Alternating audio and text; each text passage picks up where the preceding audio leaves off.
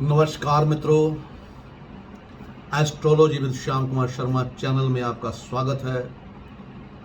मैं भगवान महामती दुर्गा मैया से ये प्रार्थना करूंगा कि आप सबके घर में खुशियां निरंतर रहें, आर्थिक रूप से कभी आपको तंगी ना आए और सफलता आपके कदम चूमे। आपके दोस्त, आपके रिश्तेदार, आपके आसपास के लोग सब सुखी रहें, स्वस्थ रहें और पॉजिटिव वेव्स जो हैं वो आपके घर में हमेशा आती रहें। तो आज 8वें घर का जैसे कि हमने चलाया है, आज जो मैंने कल आपको मंगल और चंद्रमा और सूर्य के बारे में बता दिया था, आज मैं बताऊंगा बुध महाराज के बारे में, यानी कि माता दुर्गा के बारे में, कि इस घर में आके बुध जो है वो क्या फल देते हैं। तो चलिए शुरू करते हैं। 8वें घर में जो बुध है उसका क्या फल होता है कि 8वें घर में जिसके बुध होता है वो गुप्त विद्या जो होती है उसका ज्ञाता होगा और उसकी उम्र जो है लंबी होगी, उसके पास बहुत ज़मीन जायदाद होगी, उसकी जुबान पर हमेशा सच होगा, उसकी कीर्ति फैलती चली जाएगी। वह या तो मुंसिफ होगा या राजा या जगीरदार। परंतु अगर वह मीन राशि में ना हो, अगर मीन राशि में नहीं है अपना बुध, तो ये सब चीज़ें होंगी जो मैंने आपको बताई हैं। मीन राशि में होगा तो सिर्फ उम्र जो है वो लंबी नहीं होगी। अब एक हमारे कल्याण वर्मा जी हैं जिनकी लिखी हुई पुस्तक जो है उसके अनुसार 8वें घर के बुध वाला इंसान कीर्तिमान, कुलवान, राजा के समान प्रभावशाली होता है। वशिष्ठ के अनुसार वह दुष्ट बुद्धि वाला, रोगी और सुखहीन होता है। ये अलग अलग जो चीज़ है उनका अलग अलग अपनी राय है। और जो महर्षि पराशर हैं कि उनके अनुसार क्या है कि बुध अगर 8वें घर में बैठ जाए तो उस इंसान का कोई मित्र या बंधु नहीं होता, उसे कारावास भुगतना पड़ता है। और जो काटवे योगी हैं वो लिखते हैं कि अगर बुध यहाँ पुरुष राशि में हो तो उसे सारे शुभ फल मिलते हैं, लेकिन अगर कहीं स्त्री राशि में हो तो सारे अशुभ फल। अब के बुध का यदि इंसान को कीर्तिमान बना देना, उसे मुंशी बना देना या उसका इंसान को गुप्त विद्या का ज्ञाता बना देना संभव है। ये जो है सब बुध के वश हैं, पर इसे अच्छी तरह समझने के लिए हमें अपना इतिहास समझना पड़ेगा। बृहस्पति की जो पत्नी थी तारा और चंद्रमा की मोहब्बत ने उनके रिश्ते को रहस्यमय बना दिया था और इस रिश्ते से बुध ग्रह का जन्म हुआ था। पर यह बच्चा बड़ा खूबसूरत था, इसकी आंखों में अकल और इल्म की लो थी, इसलिए बृहस्पति और चंद्रमा दोनों ने इसे अपना पुत्र जो है वो स्वीकार कर लिया था। सो बुध का ज्ञानवान होना और मुंसिफ होना उसका वस्फ है।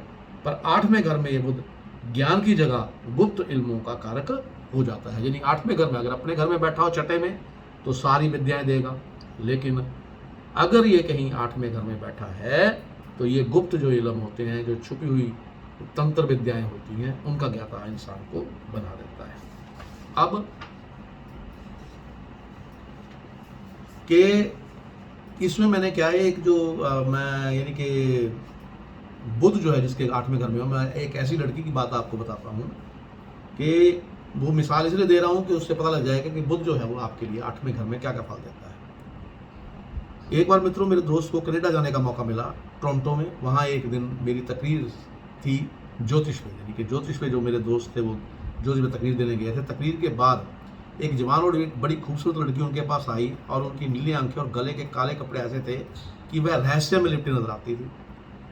तो वहाँ कनाडा में मेरे जो मित्र थे, उनके मित्रों ने जो फीस रखी हुई थी मुझसे मिलने की, यानी कि जो मेरे मित्र थे, जो जोशी महाराज थे, उनसे मिलने की फीस बड़ी तगड़ी रखी हुई थी। पर वह लड़की जब लड़की ने वो फीस दी और वक्त जो मैंने मुकर्रर किया उस पर मिलने आई मेरे दोस्त से, तो आते ही कहने लगी, पंडित जी मैंने आपकी फ़ीस नहीं देनी, मैं एक ब्यूटी सैलून में काम करती हूँ, वहाँ जब चाहो आप हजामत के लिए आ जाओ, मैं पैसे नहीं लूँगी। खैर ये तो छोटी सी बात थी। पता लगा कि उस लड़की मिस एलिजाबेथ की वहाँ काफ़ी मान्यता है। ये मेरे मित्र ने मुझे बताया था। वह विच क्राफ्ट जानती है, यानी कि जादू टोना जानती है। विच क्राफ्ट माने कि जो ऐसी औरतें जो जिनको हम यहाँ चुड़ैल भी कह सकते हैं, वहाँ विच क्राफ्ट कहते हैं। और लोग उनके पास दूर दूर से आते हैं। और मैं जब उसकी जन्म कुंडली देखी तो उसके 8वें घर में बुध था, यानी कि मेरे मित्र जो जोशी हैं उन्होंने बताया कि उसके 8वें घर में बुध था। तो वहाँ विच क्राफ्ट इसलिए, यानी कि वो जो चुड़ैलों का इलम थी इसलिए जानती थी। सो 8वें घर का बुध ज्ञान का कारक तो है, पर यह ज्ञान गुप्त विद्या के साथ जुड़ा होता है, जैसे जादू टोना और काला जादू। खास तरह की तांत्रिक साधना भी इसके स्वभाव में हो जाती है। सो वाणी कारक बुध 8वें घर में वाणी का बड़ा गलत इस्तेमाल करता है। उसकी जुबान पर सच की देवी सरस्वती नहीं होती, वहां राहु बैठ जाता है। अब जो लाल किताब है वो क्या कहते हैं? लाल किताब कहती है कि जो बुध है वो एक फूल है, पर 8वें घर में वो मुर्दा फूल हो जाता है। सो इस हालत में कीर्ति की सुगंध फैलने की जगह अफवाहों और तोहमतों का जो गंध है वो फैल जाती है। जिंदगी के किसी न किसी हिस्से में उस इंसान पर सच्ची या झूठी तोहमत जो है लग जाती है। तो जो बुध है वो यहाँ इंसान को 8वें घर में रहस्यमयी बनाता है। अगर जो बुध जब दूसरे घर में होता है तो कलम की नोक का कारक बन जाता है और कलम साहित्य के सृजन का काम बनता है। अगर यही बुध जो है वो दूसरे घर में होता है तो उसको लेखक बना देता है। पर 8वें घर में बुध मुरझाया हुआ फूल बन जाता है और साहित्य या किसी तरह की सृजनता की कीर्ति उस व्यक्ति की मौत के बाद फैलती है। यानी कि वो जो कुछ भी लिखता है उसकी प्रशंसा कब होती है? जब वो आदमी दुनिया से चला जाता है, अगर 8वें घर में हो। लेकिन अगर दूसरे घर में बुध है तो उसकी कीर्ति फैलेगी उसके जीते जी। लेकिन 8वें घर में हो तो मरने के बाद उस लेखक की कीर्ति फैलती है और तोहमतें जीते जी, और जो यानी यश है वो मौत के बाद मिलता है। तो ये जो है ये बुध का एक फरमान है। अब जो 8वें घर का बुध जो है बुआ, बहन और लड़की में से किसी एक का जरूर बुरा प्रभाव डालता है। ये 100% प्रभाव की मिसाल है। बुध का कारक तोता है। सो 8वें घर के बुध वाला अगर घर में तोता पाल ले तो उसका बुरा प्रभाव पड़ेगा। तोता रखने से उसने 8वें घर के बुध को और तगड़ा कर दिया, इसलिए तोता कभी ना पालो। जब अब अगर पेड़ों की बात की जाए, बुध का कारक केले का पेड़ है। सो घर में केले का पेड़ लगाना बुरा प्रभाव देगा अगर बुध आपके 8वें घर में है। ना आपने तोता पालना, ना आपने केले का पेड़ लगाना।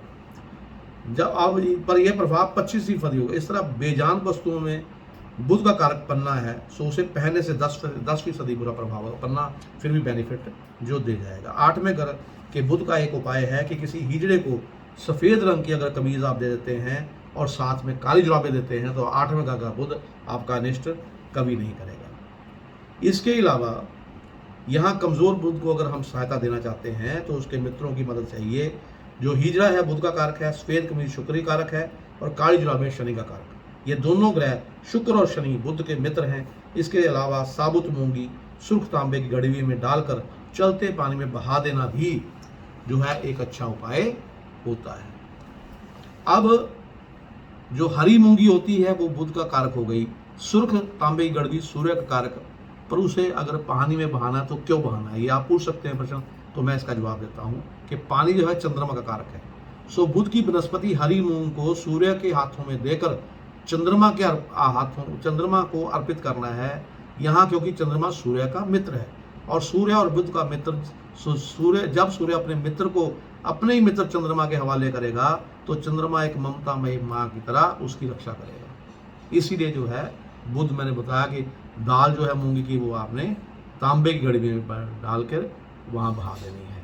तो इससे क्या होगा, आपका बुध जो है वो 8वें घर में आपको अनिष्ट नहीं करेगा। तो मित्रों ये तो हो गई बुध की बात। और बुध जो है वो आपको मैंने बताया है कि 6ठे घर का, क्योंकि 6ठे घर का मालिक है, वहाँ ये सब कुछ देता है। लेकिन 8वें घर में आने के बाद ये ऐसा फूल बन जाता है जिसकी आप खुशबू नहीं ले सकते, मुर्दा फूल बनता है। तो उपाय मैंने आपको बता दिए। क्या उपाय बताए मैंने? एक तो जो हीरा होता है उसको आपने सफ़ेद कमीज और काली जुराबें देनी है, और उसके बाद एक हरी मूंग जो है वो लेके तांबे की गड़वी में डालकर पानी में बहा देनी है। तो अब आपको बुध के बारे में पता लग गया होगा। और मित्रों मैं आपका तहे दिल से बहुत बहुत शुक्रिया अदा करता हूँ कि आप लोगों ने मुझे इस काबिल बना दिया कि मैं एक नया जो सब्जेक्ट है वो आपके पास रोज़ लेके आता हूँ, और आपको मेरी वीडियो जो है वो पसंद भी आ रही है। इसके लिए मैं आपका फिर से शुक्रिया अदा करता हूँ। आप कमेंट भी कर रहे हैं, लाइक भी कर रहे हैं और शेयर भी कर रहे हैं। पर मित्रों, एक बात है, आप मेरे चैनल को सब्सक्राइब जरूर कीजिए। मैं आपसे वादा करता हूँ कि आपको मैं ऐसे ऐसे ज्योतिष के विषय लेकर आऊँगा जो आपके ज्ञान को वर्धन करेंगे, आपके ज्ञान की वृद्धि होगी और आपको पंडितों या ज्योतिषियों के पास जाने की ज़रूरत नहीं पड़ेगी। तो अब मैं अपनी वाणी को विराम देता हुआ आपसे विदा चाहूँगा। नमस्कार।